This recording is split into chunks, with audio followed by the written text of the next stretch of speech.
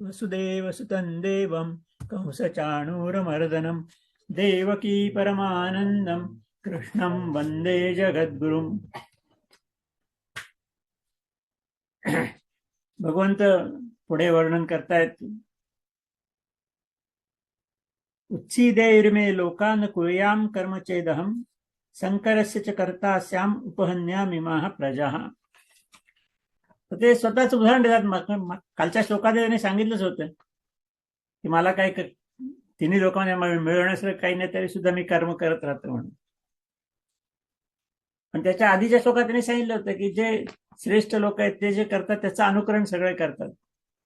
मग त्या संदर्भातच ते आता म्हणतायत या श्लोकामध्ये. 24वा श्लोक आहे आता सांगितलेला की मी जर कर्म केलं नाही तर अर्थात लोक माझं अनुकरण करतील मी तेही कर्म करणार नाही आणि त्या सगळी माणसं नष्ट भ्रष्ट होतील आणि त्या संकराचं कारण मी ठरेल कारण मी कर्म केलं नाही म्हणून माझं ते अनुकरण करणार म्हणून. म्हणजे सुरुवातीला अर्जुनाने सांगितलं होतं बघा की मी जर युद्ध केलं नाही कर्म केलं नाही युद्ध करण्याचं तर वर्णसंकर होईल धर्म बिघडतील वगैरे वगैरे सगळं वर्ण ते मोठा परंपरा त्यांनी मांडली होती अर्जुनाने पहिल्या अध्यायामध्ये की मी युद्ध केलं नाही तर केलं तर हा सगळा त्रास होईल म्हणून. आता भगवान तेच सांगतात मी केलं नाही तर काय होईल ते सांगतात. म्हणजे कर्म करणं किती आवश्यक आहे याच्यातनं लक्षात येतं. म्हणून ते म्हणलं की मी कर्म केलं नाही तर सगळी माणसं माझं अनुकरण करतील काही करणार नाही तर नष्ट भ्रष्ट होतील आणि मग ती जी काय संकर होईल त्याचं कारण मी पडेल मी होऊ शकेन म्हणून मला कर्म करणं आवश्यक आहे. म्हणले सक्तः कर्मण्य विद्वांसो यथा कुर्वन्ति भारत कुर्याद विद्वांस तथा सक्तः चिकीर्षुर लोकसंग्रह. किंवा कर्मात मी जर कर्म केलं नाही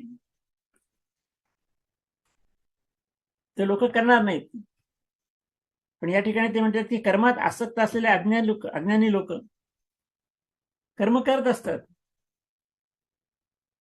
तर तसंच कर्म पण आसक्ती नसलेल्यांनी पण करायला पाहिजे. पण लोकसंग्रह करण्याच्या इच्छेने ते मागे खुलासा केला की इतरांचं कल्याण व्हावं त्यांचा उद्धार व्हावा याकरता जे काय कर्म करायचे कुठल्याही प्रकारच्या फलाची अपेक्षा न ठेवता आसक्ती विरहित ममता विरहित जे कर्म करायचे तसं करायला पाहिजे.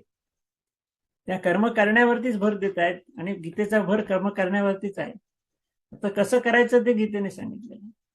सामान्य माणसं कसं करायला पाहिजे तसं न करता दुसऱ्याच पद्धतीने करत असतात की फलाच्या अपेक्षेने करतात आसक्तीने करतात ममतेने करतात अहंकाराने करतात आणि त्याच्यामुळे त्यांचं नुकसान होतं. म्हणजे सगळं सोडून जर कर्म केलं जसं भगवंताने आतापर्यंत वर्णन केलेलं आहे ते की लोकसंग्रह करता लोकांच्या कल्याणाकरता समाजसेवेच्या भूमिकेतनं कर्म केलं तर चांगलं कल्याण होईल समाजाचं. तेव्हा तशा पद्धतीने कर्म करायला पाहिजे आणि अर्जुनाने तेच म्हणजे त्याच्या पद्धतीने करायला पाहिजे.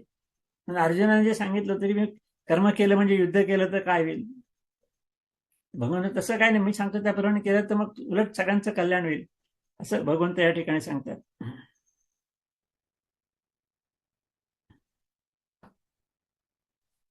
त्यामुळे कर्माला विरोध करायचा नाहीये फक्त कर्म करण्याचं तंत्र किंवा पद्धत जी आहे ती भगवद्गीतेत सांगितल्याप्रमाणे पाहिजे हे महत्वाचं आहे.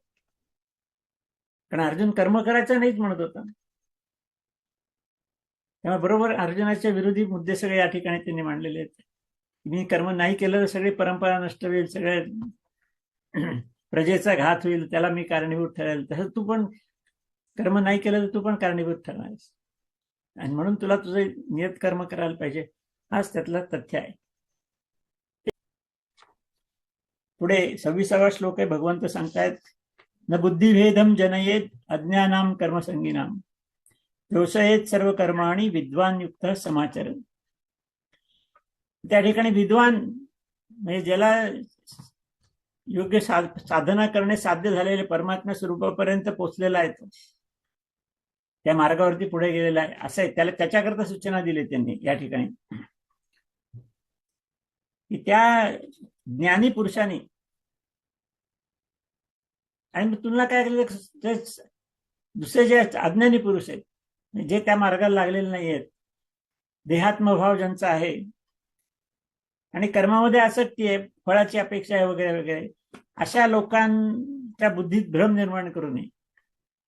आणखीन एक चांगली सूचना आहे. नाही तर कसं, जे वरती पोहोचलेले ते म्हणते तेव्हा कर्माला काय अर्थ नाही, कर्म काय करू नका. असं म्हटलं की मागच्या श्लोकात भगवंतांनी म्हणलं, मी स्वतः कर्म नाही केली तर किती अधपतन होईल. तेव्हा अशा विद्वान लोकांनी, जे ज्ञानी नाही आहेत, त्यांचा बुद्धिभेद करू नये.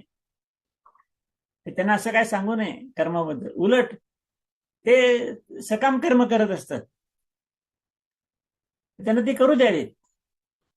की म्हणा आपण पण तशी कर्म करावी, पण देहात्मभाव सोडून,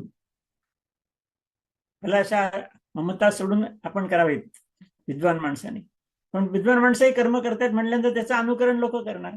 मग ते इतर पण कर्म करतील, ठीक आहे, त्यांची सकाम कर्म असतील, पण कर्म तर करतायत, शास्त्रोक्त कर्म करतायत, चांगली कर्म करतायत, तर ती करू द्यावीत.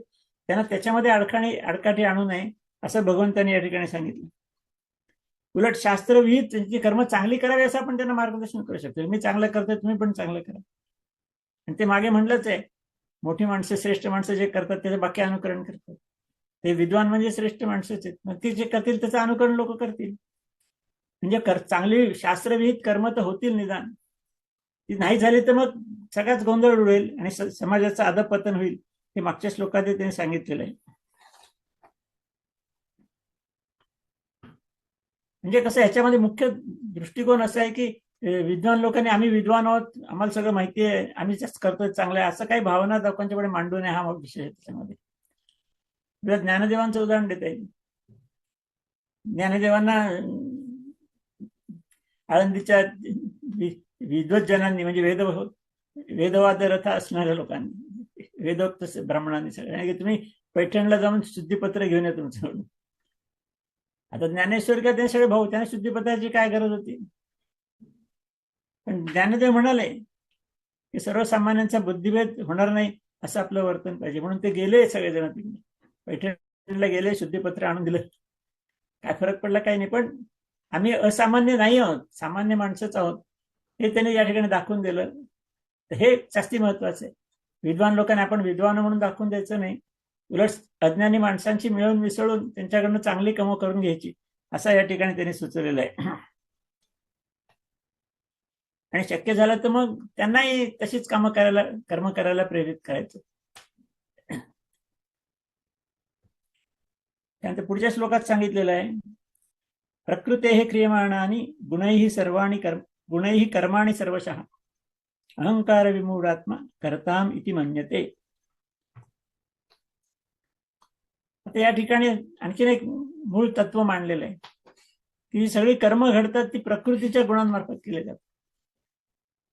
म्हणजे असं की प्रकृती कशी त्रिगुणात्मक आहे, सत्वरजतम. सत्वरजतम हे ते गुण म्हणजे काय, तर ते त्या प्रकारच्या कर्माला प्रेरणा देणाऱ्या शक्ती आहेत आणि त्या प्रकृतीच्या आहेत. त्या शक्तीने प्रेरणा दिली जाते आणि त्याप्रमाणे कर्म होतात. त्या प्रेरणा कशा आहेत, त्या प्रत्येकाच्या कर्मावरती अवलंबून असतं. पण प्रकृतीच्या गुणांमार्फत कर्म होतात याचा अर्थ हा आहे. त्यामुळे करणारे ते गुणच आहेत, त्या शक्ती आहेत आणि त्या कर्म करून घेतात. ते सात्विक असो, राजस असो, तामस असो. पण जे अहंकाराने मोहित झालेले आहेत असं या ठिकाणी म्हटलं. म्हणजे मी करतो हे मानतात ते खरं. खरं म्हणजे मी शरीर नाही आहे, मी शरीर नाही, शरीर माझं आहे, मी शरीर नाही. म्हणजे मी शरीर आहे, ते शरीर करतो ते मीच करतो असं जे मानतात ते त्यांना या ठिकाणी वर्णन केलं त्यांनी की अहंकार विमूढात्मा. की हा अहंकार, मी शरीर आहे, मी करतो ते चूक, बरोबर आहे, हे जे मानतात ते अहंकार विमूढात्मा अशा अर्थाने त्यांना म्हटलेलं आहे.